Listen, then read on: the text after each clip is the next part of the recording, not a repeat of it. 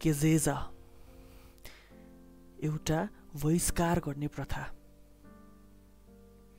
इजरायलमा जब पनि कसैले व्यवस्था या परम्पराको उल्लङ्घन गर्थे तब एउटा माटोको भाँडो फोडिकन उसलाई त्यो जातिदेखि त्यो गाउँदेखि बहिष्कार गर्ने गर्थे। अनि तब त्यो कान्छा छोरा जसलाई बाउलाई जिउँदै मार्ने आरोप लागेको थियो,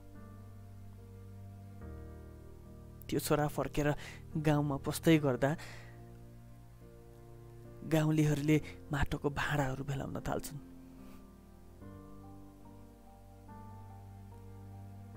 तर सबैभन्दा छिटो त्यो कान्छा छोराको बुवा भागेर गएर उसलाई अँगाल्छन्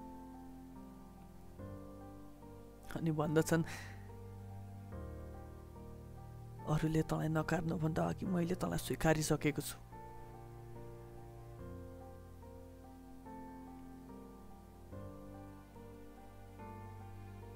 मलाई अरूले नकार्नुभन्दा अघि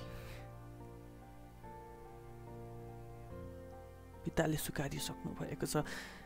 मेरो भागको भाँडा फुटेको छैन।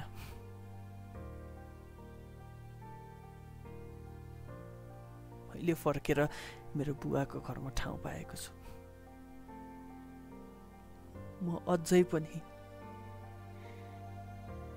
मलाई अझै पनि स्वीकार्नु भएको छ।